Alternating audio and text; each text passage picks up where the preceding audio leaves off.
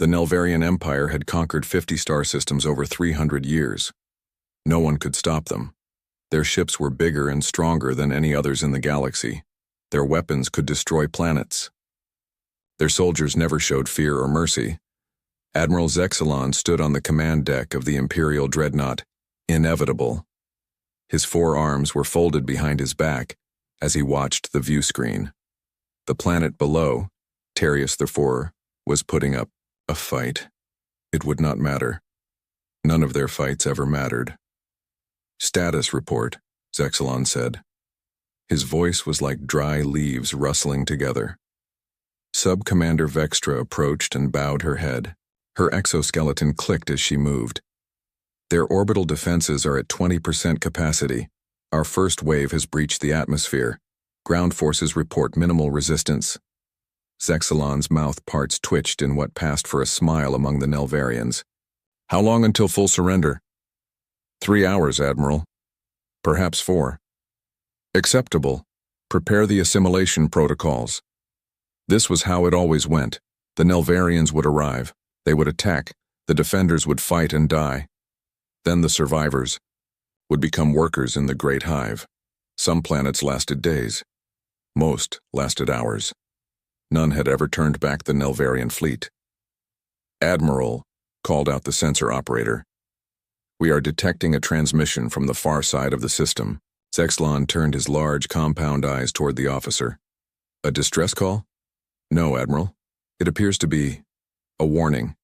Not from the Terrians. It's in a language we haven't encountered before." "Show me." The main screen changed to show a small ship moving at high speed away from the system. It was unlike any vessel they had seen before, sleek and practical with no wasted space or decorative elements. "Translate the message," Zexalon ordered. After a moment, words appeared on the screen. "Attention, unknown hostile forces. This is Scout Vessel Aurora from the United Earth Alliance. We have witnessed your unprovoked attack on the Terrian people. The UEA does not tolerate aggression against peaceful civilizations. You have been warned." Zexalon made a clicking sound. That indicated amusement. "They warn us? Scan that vessel." Vextra worked at her console. "Small scout ship, minimal weapons, fast engines, only 4 life forms aboard. Destroy it." "It has already jumped to faster than light speed, Admiral." Zexalon dismissed the matter with a wave of his upper right arm. "It is of no consequence. Another species that will soon learn its place in our empire. Continue the invasion." As predicted, Historias IV fell in just over 3 hours. The Nelvarians added another world to their growing empire and continued their march across the stars. They had already plotted their next 10 conquests. Nothing would stand in their way. 2 weeks later, at the edge of known space, Lieutenant Frank Mason plotted a course back to Earth. The Aurora had pushed its engines hard to get home quickly. The crew was tense, but determined. "Final jump in 30 seconds, Frank announced to the small bridge crew. Captain Lisa Reeves nodded. She had dark circles under her eyes from lack of sleep. Since witnessing the fall of Historias IV, none of them had slept well. "I still can't believe what we saw," said Communications Officer Jeff Holland. "Those aliens just took the planet. 6 billion people, just like that." Lisa's jaw tightened. "And they've done it 50 times before, according to what we learned."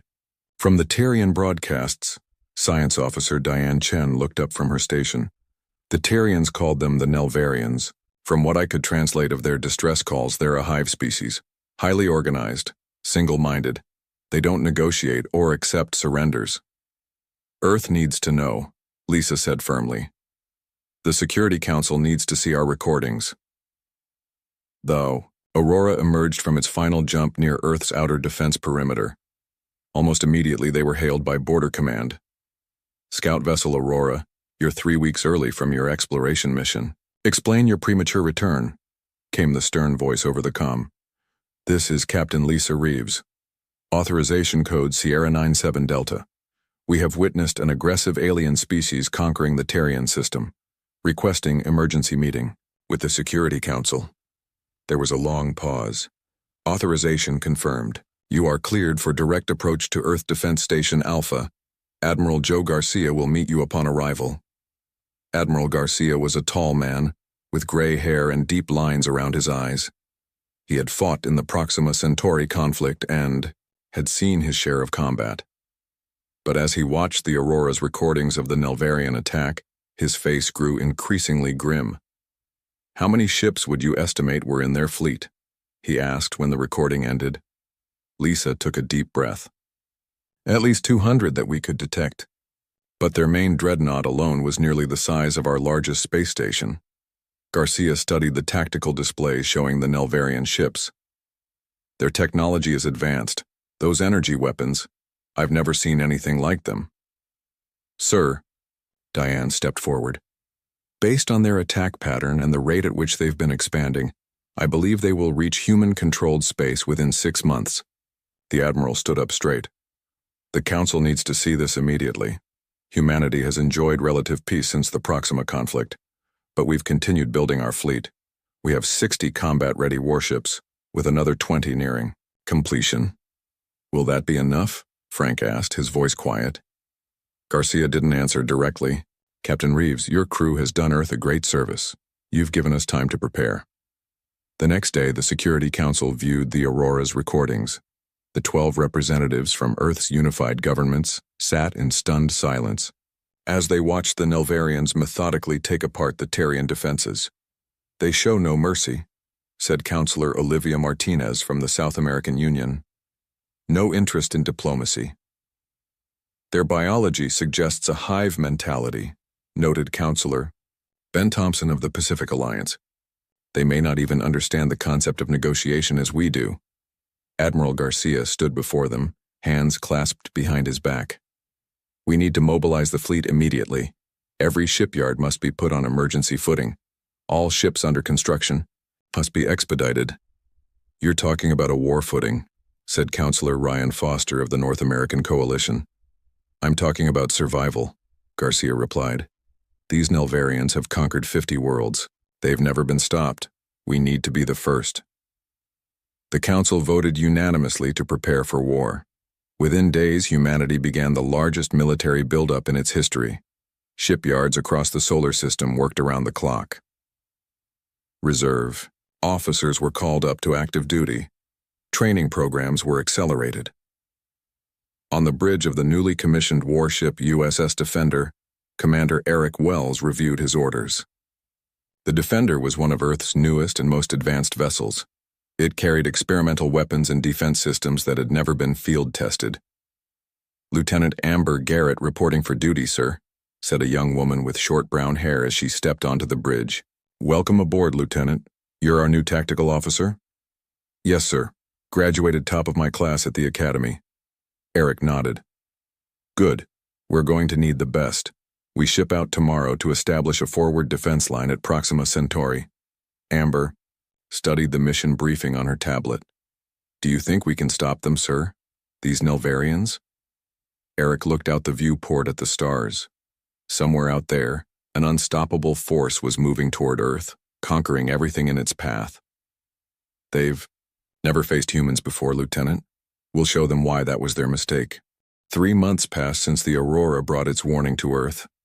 The human fleet grew stronger each day. New ships joined the defense line at Proxima Centauri. Weapons were tested, plans were made. Everyone worked without rest. Commander Eric Wells sat in his office aboard the USS Defender. The ship had become home to him and his crew.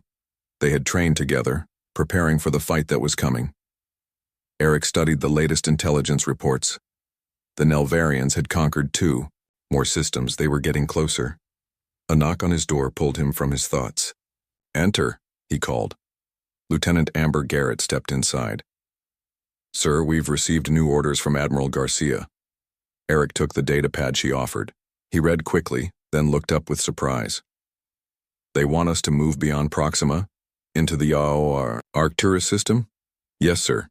Intelligence believes the Nelvarians will pass through there next." Eric stood up and moved to the star map on his wall. Arcturus was far from Earth's normal patrol routes.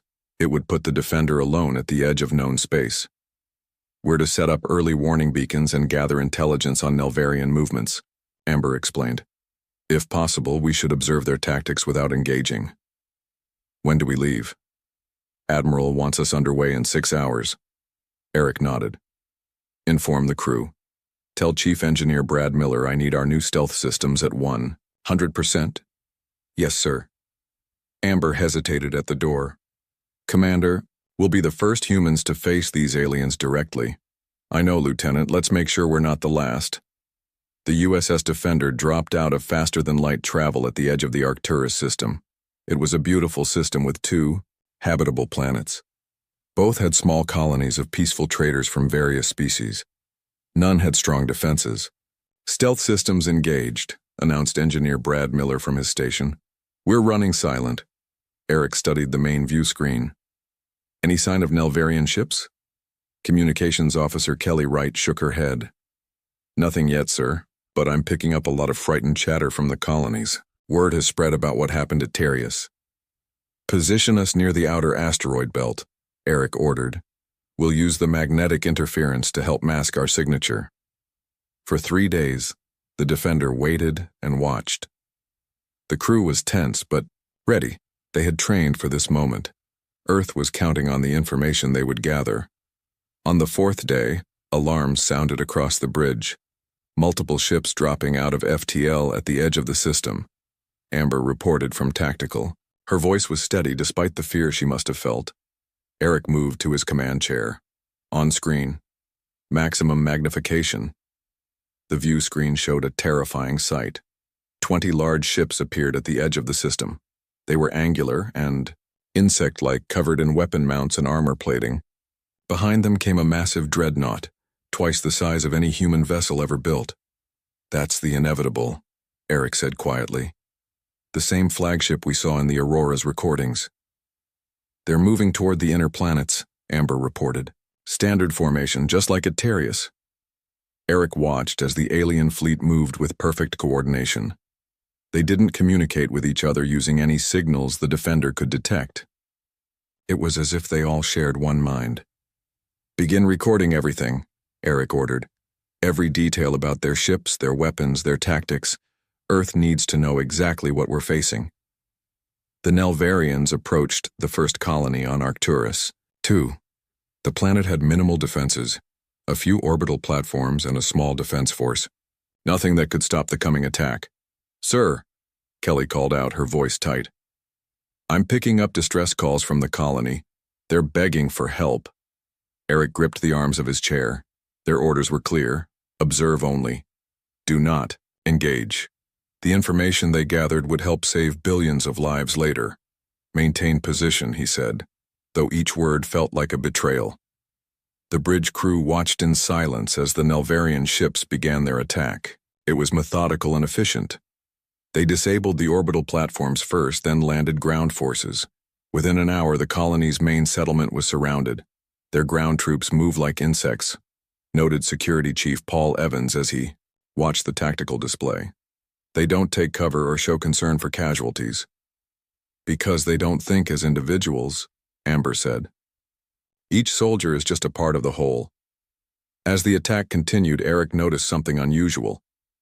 Zoom in on their lead destroyer, he ordered. The screen showed a Nelvarian vessel breaking formation. It moved away from the main attack, turning toward the outer system. They've detected something, Eric said. Amber, full scan of Sector 7. Amber worked her console quickly. Sir, there's a small transport trying to escape the system. Looks like refugees from the colony. The Nelvarian destroyer accelerated toward the transport. There was no doubt about its intentions. Eric stood up slowly. Their orders were clear. Do not engage. Remain hidden. Gather intelligence. But 20 families were on that transport.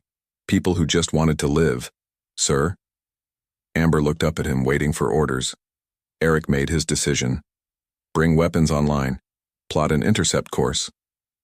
Brad looked up from engineering. Commander, our orders. I know our orders. Eric cut him off. But we're not going to hide and watch while they murder innocent people. He turned to the helm. Lieutenant Sam Cooper, take us in. Full speed. The Defender moved out from its hiding place, engines flaring to life. It was a beautiful ship, sleek and powerful. Earth's newest technology packed into a vessel designed for both speed and strength. The Nelvarian destroyer has fired on the transport, Amber reported. Their engines are hit. They're dead in space. Target the destroyer's weapon systems, Eric ordered. Fire when ready. The Defender's main guns fired for the first time in battle. Bright energy beams shot across space and struck the alien ship with perfect accuracy. The Nelvarian vessel shuddered as its weapon mounts exploded. Direct hit, Amber announced. Their main weapons are offline. Open a channel to the transport, Eric ordered. Kelly worked her console.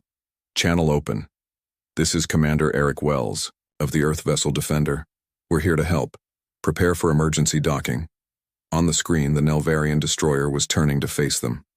Despite the damage, it was still dangerous. They're powering secondary weapons, Amber warned. Evasive maneuvers, Eric ordered. Continue approach to the transport. The Defender moved with surprising agility for its size. It dodged the alien's return fire while closing the distance to the civilian transport. We're in range for emergency transport, Sam reported from the helm. Begin evacuation of the transport, Eric ordered, and show me the main Nelvarian fleet. The screen split to show the alien armada near the planet. Several ships were breaking off, turning toward the Defender's position. They've noticed us, Paul said grimly. Eric nodded.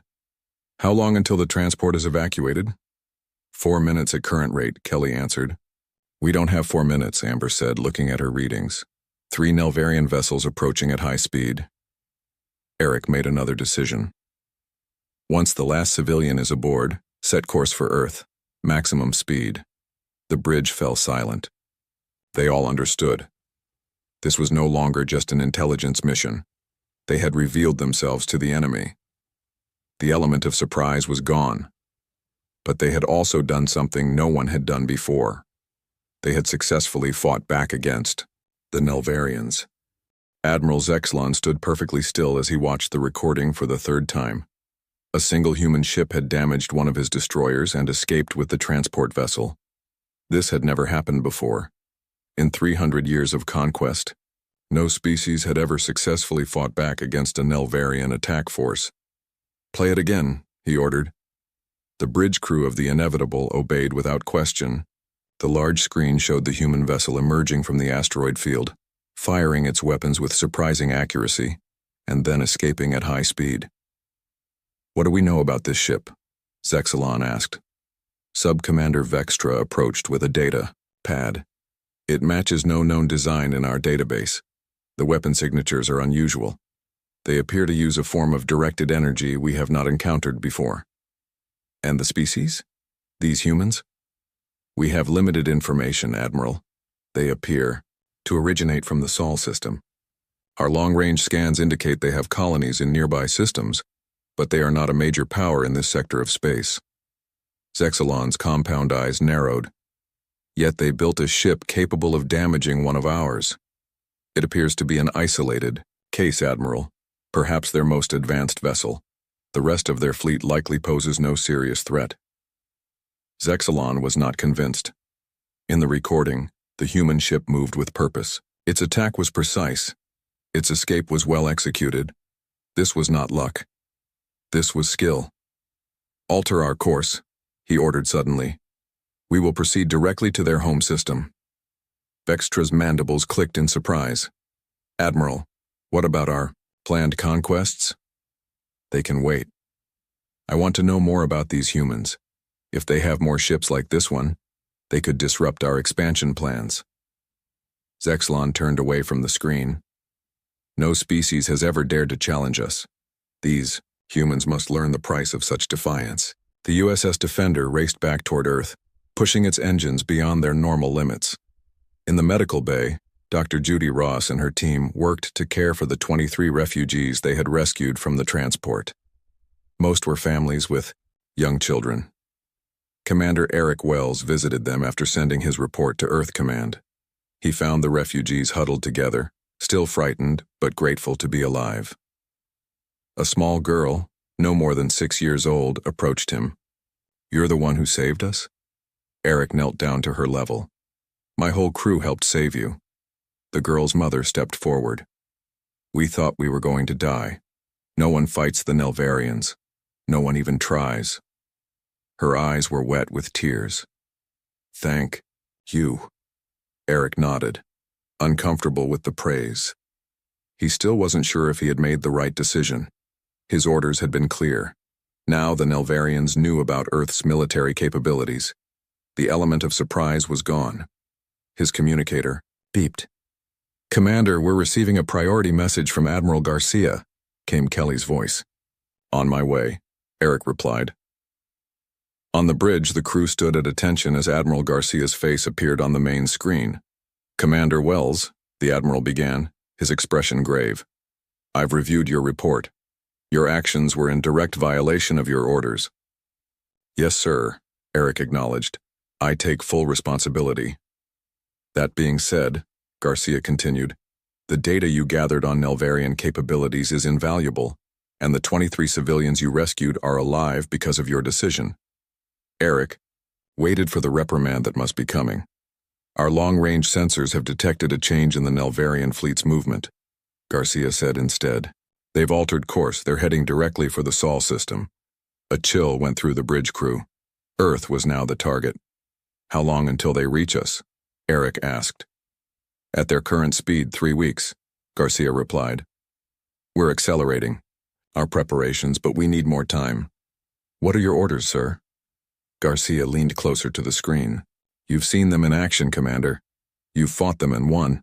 I need you to slow them down, delay their advance by any means necessary." "Sir, the Defender is just one ship," Eric pointed out. "The Nelvarians have an entire fleet. You won't be alone. I'm dispatching 3 additional warships to rendezvous with you near Alpha Centauri. Together, you'll form our first line of defense." Eric nodded, understanding the enormity of the task ahead. "We'll do whatever it takes, Admiral." "Earth is counting on you, Commander. Garcia out." As the screen went dark, Eric turned to face his crew. They were watching him, waiting for his reaction. "You all heard the Admiral," he said. "We're going back into the fight." "Against their entire fleet?" Sam asked from the helm. "We don't need to defeat them," Eric explained. "Just slow them down. Buy Earth more time to prepare." Amber stepped forward. "I've been analyzing our engagement with their destroyer. Their ships are powerful, but they have weaknesses. Their targeting systems seem to struggle with rapid course changes, and they don't adapt quickly to unexpected tactics." Chief Engineer Brad added, "I think I can boost our shield efficiency by another 15%, and I have some ideas for improving our weapon systems." Eric felt a surge of pride in his crew. They were afraid. Anyone would be. But they were ready to face the challenge. "Set course for Alpha Centauri," he ordered. "Maximum speed." 3 days later, the Defender reached the rendezvous point near Alpha Centauri. 3 Earth warships were waiting: the Valiant, the Dauntless, and the Resolute. All were new vessels built with Earth's most advanced technology.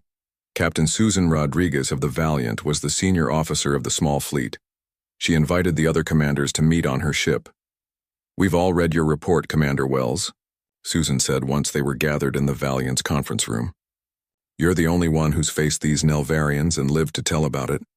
Eric activated a holographic display showing the Nelvarian fleet. "They move with perfect coordination, like parts of a single organism rather than individual ships. But that could be a weakness. They don't seem to handle unexpected situations well." Captain Neil Wilson of the Dauntless leaned forward. "What are you suggesting, that we fight unpredictably?" "Exactly," Eric confirmed. "Human unpredictability might be our greatest advantage." Captain Laura Simmons of the Resolute studied the hologram. 4 ships against their entire fleet? That's not a battle. That's a suicide mission." "We don't need to win," Eric reminded them. "We just need to slow them down. Hit and run. Disrupt their formation. Force them to stop and regroup." The 4 commanders spent hours developing their strategy. They would use the dense asteroid field near the edge of the system as cover. They would strike from different directions, never engaging directly for more than a few minutes. As the meeting ended, Susan looked at each of them. "Earth is depending on us. We have to buy them as much time as possible." They returned to their ships and prepared for battle. The crews worked around the clock, making final adjustments to weapons and shields. Everyone understood what was at stake. On the bridge of the Defender, Eric checked the latest sensor readings. Nelvarian fleet approaching.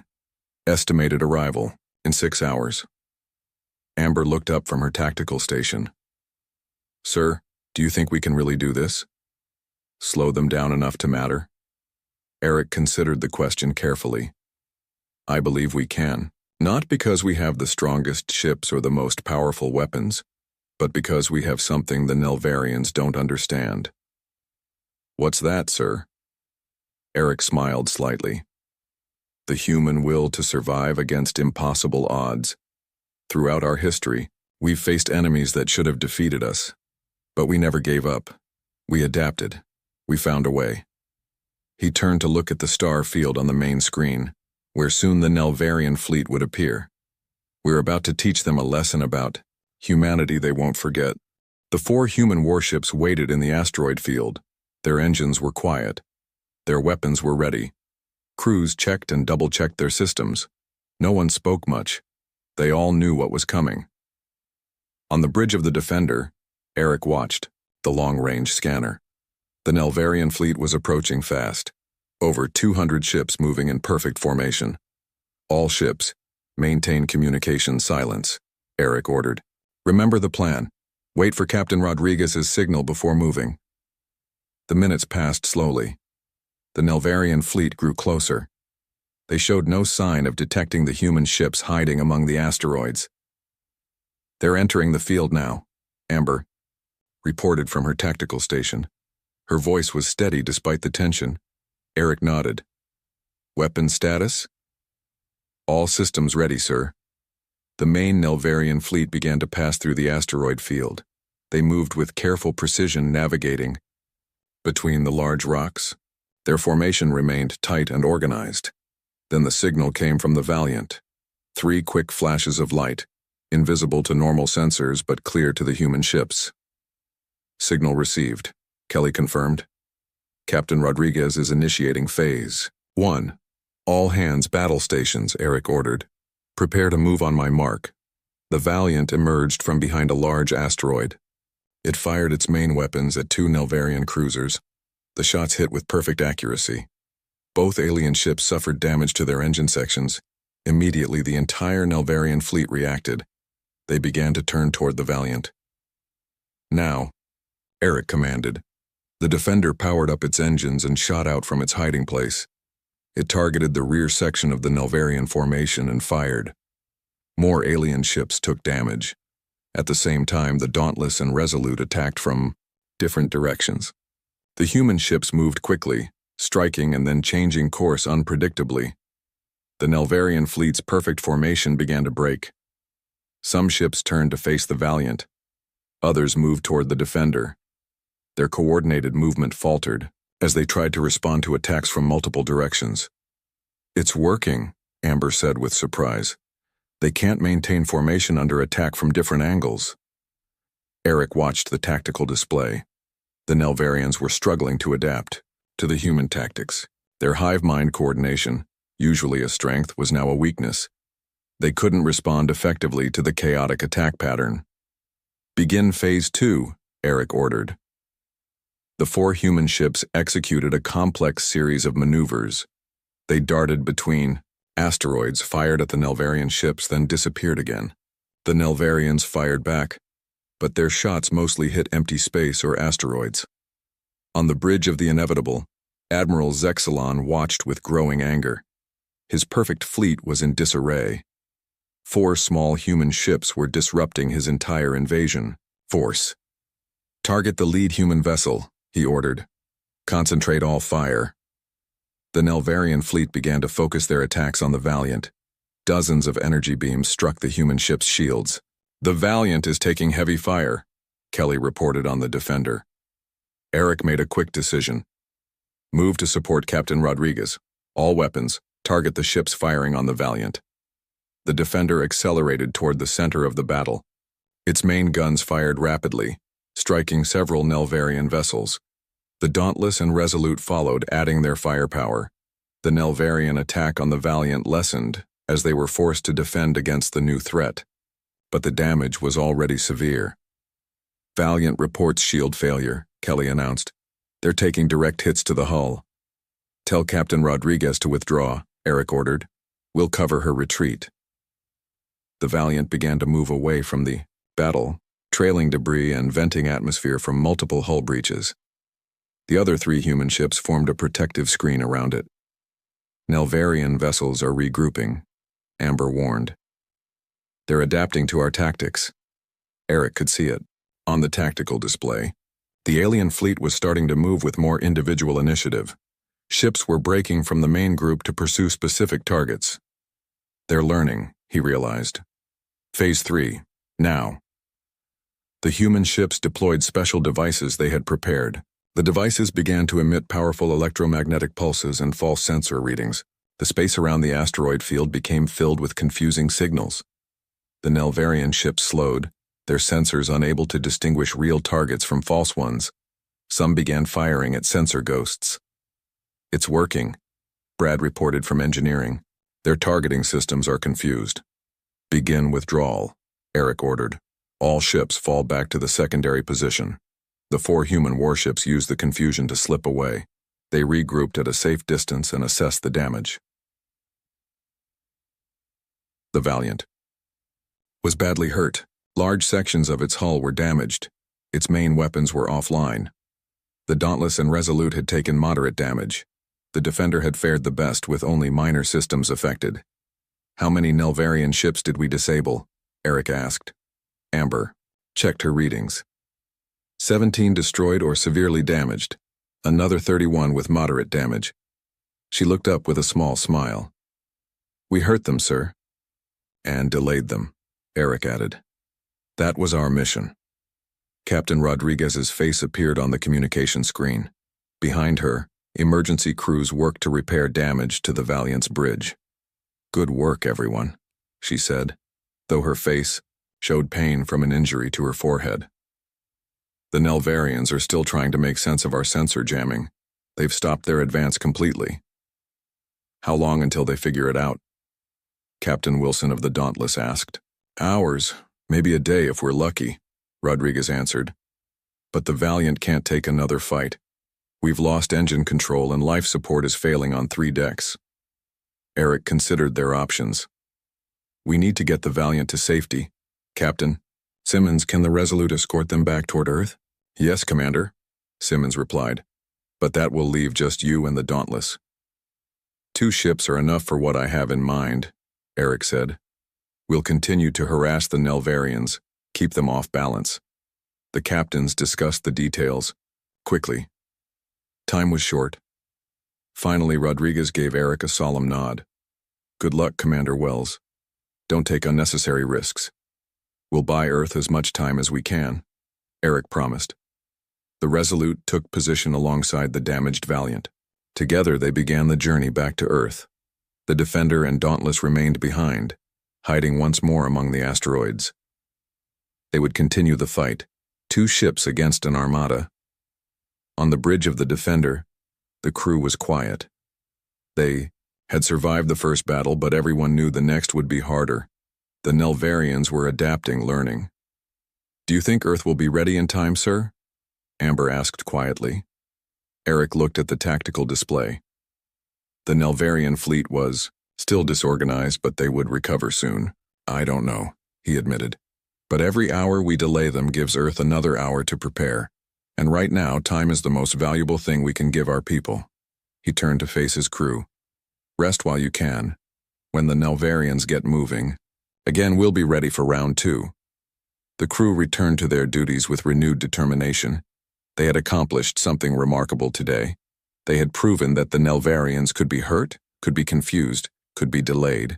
For the first time since their empire began, the Nelvarians had met an enemy they couldn't simply overwhelm. They had met humanity. 2 more days passed. The Defender and Dauntless continued their hit-and-run attacks against the Nelvarian fleet.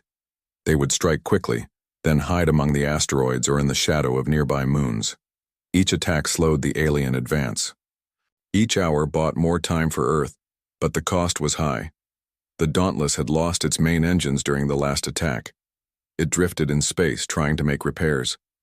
The Defender's shields were failing. Half its weapon systems were offline.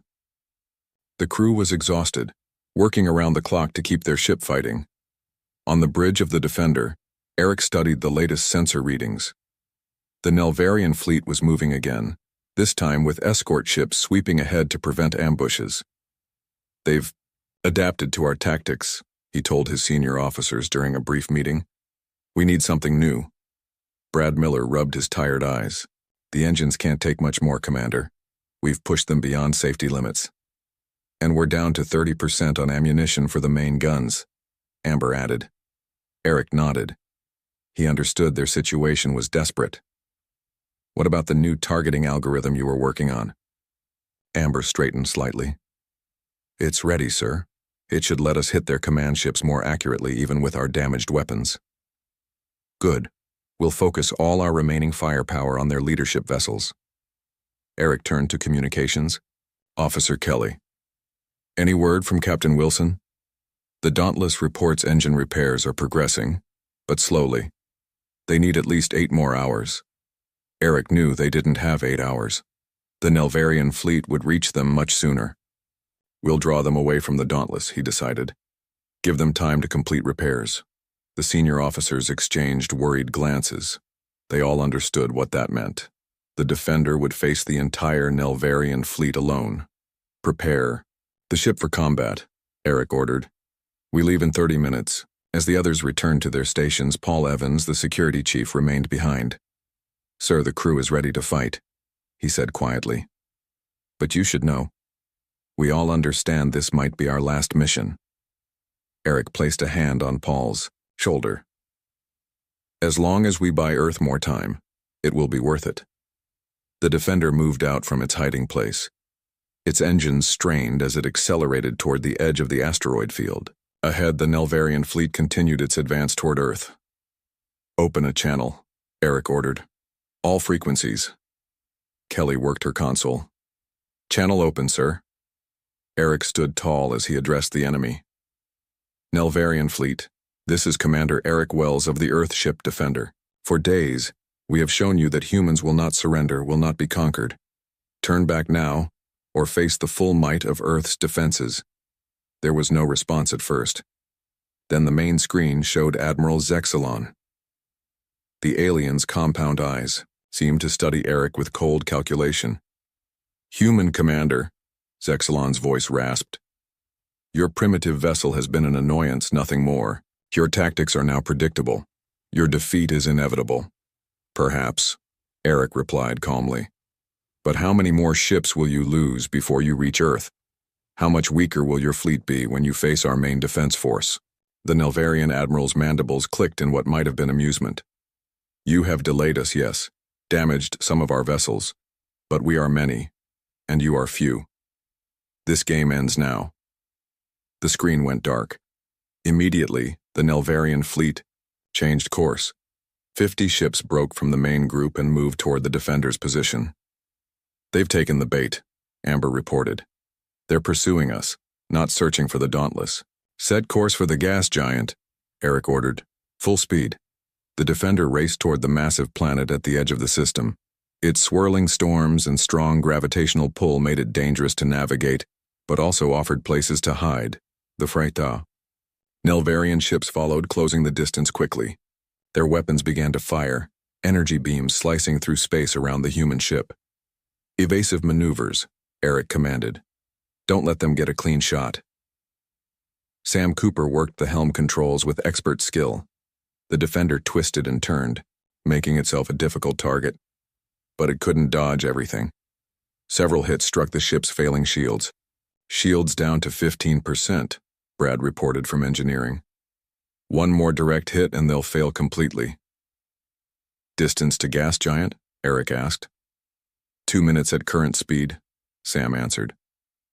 "We won't make it," Amber said, watching the tactical display. "They're gaining on us."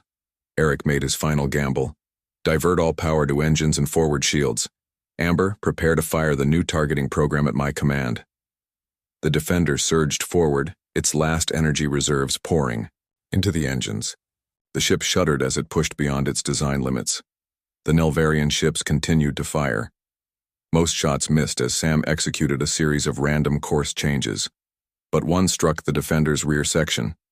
Direct hit, Paul reported.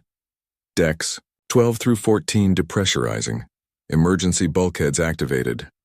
Entering the gas giant's upper atmosphere, Sam announced. The Defender plunged into the swirling clouds of the giant planet. Turbulence rocked the ship violently. Behind them, the Nelvarian vessels hesitated at the edge of the atmosphere. "They're not following us in," Kelly observed. "They're smarter than that," Eric said. "They'll wait for us to come out." He turned to Amber. "Do you have a target lock on their command ship?" Amber worked her console, fighting against the turbulence. "Acquiring target. Lock established. It's at the edge of our range. Fire everything we have left." The Defender's remaining weapons fired from within the cloud cover. The specially programmed missiles and energy beams shot upward, toward the waiting Nelvarian fleet. On the bridge of the Inevitable, Admiral Zexalon received urgent warnings.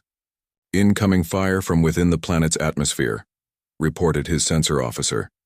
"Impossible," Zexalon said. "No ship could target effectively from there." The human missiles struck 3 Nelvarian vessels, including Zexalon's command ship. The Inevitable shuddered as explosions tore through its lower decks. "Damage report," Zexalon demanded. "Main power systems hit," responded his engineering officer. "Propulsion damaged, weapons at 60% capacity." For the first time in his long career, Zexalon felt uncertainty. These humans fought like no species he had ever encountered. Inside the gas giant's atmosphere, the Defender was failing. Systems overloaded. Hull plates buckled under the pressure. "We can't stay here much longer," Brad warned. "The hull integrity is critical." "Did our attack hit anything?" Eric asked. Amber checked her sensors. "Confirmed hits on 3 ships, including what appears to be their command vessel." A small cheer went through the bridge crew. "Now for our exit strategy," Eric said. "Set course for the polar opening. Maximum speed." The Defender struggled through the dense atmosphere, heading for a thinner region near the planet's pole. The ship was barely holding together. As they emerged from the clouds, they saw something unexpected. In the distance, hundreds of new ships were arriving. For a moment, Eric thought they were more Nelvarian reinforcements. Then Kelly shouted with joy, "Sir, those are Earth ships. The defense fleet is here." On the main screen, Admiral Garcia's face appeared. "Commander Wells, your delaying action worked. You gave us the time we needed. Earth's full fleet is assembled and ready for battle." Eric looked at the tactical display in amazement. Over 300 human warships had arrived, including massive new dreadnoughts that dwarfed even the Nelvarian flagship. "Admiral," Eric said, his voice hoarse with emotion, "the Defender is severely damaged. We need assistance." "Help is already on the way," Garcia assured him. "You and your crew have done enough. More than enough. You showed us they can be beaten." As rescue ships approached the battered Defender, Eric looked at his exhausted crew. They had accomplished their mission. They had given Earth time to prepare. They had shown that humans would not be conquered easily. For 3 centuries, the Nelvarians had conquered worlds with ease. Now a single human warship had obstructed their path and everything had changed. The Battle of Alpha Centauri began that day. It would be remembered as the first major conflict between humanity and the Nelvarian Empire. But everyone knew that. The true turning point had come earlier, when a lone ship named Defender had proven that even the mightiest empire could be challenged by those with the courage to stand against it.